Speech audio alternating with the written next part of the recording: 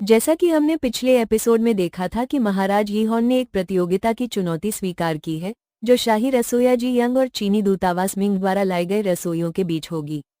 अब उन्हें कुल 5 दिन दिए गए हैं ताकि वे इस कुकिंग प्रतियोगिता के लिए सभी आवश्यक सामग्री इकट्ठा कर सके, जो 2 घंटे तक चलेगी।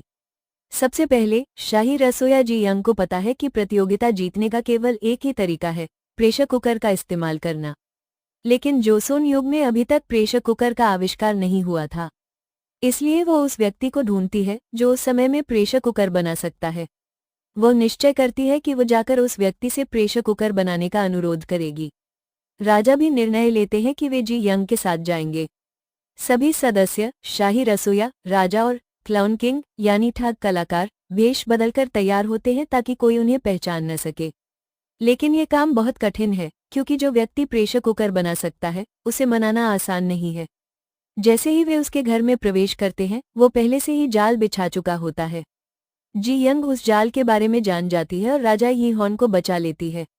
वापस लौटते समय उन पर एक गुप्त संगठन हमला करता है, जो वर्षों से राजा को खत्म करने और गद्दी छीनने की कोशिश कर रहा है। इस बार उनका मुख्य निशाना शाही रसोइया जी यंग है, क्योंकि राजा के दुश्मन आपस में चर्चा करते हैं कि किस तरह जी यंग को प्रतियोगिता जीतने से रोका जाए। एपिसोड के अंत में हम देखते हैं कि राजा और जी यंग एक ही घोड़े पर सवार होकर महल की ओर लौटते हैं। चूंकि प्रतियोगिता का पूरा परिणाम जी यंग के प्रदर्शन पर निर्भर करता है, इसलिए उसकी जान को खतरा है। आने वाले एपिसोड में ये दिखाया जाता है कि जी यंग वास्तव में मारी गई है या फिर केवल मरी होने का नाटक कर रही है। ये देखा जा सकता है कि सैनिक महल से निकलकर राजा और शाही रसोइया जी यंग को बचाने गए हैं। काले वस्त्र पहने सैनिक राजा और जोकर राजा पर हमला कर रहे हैं।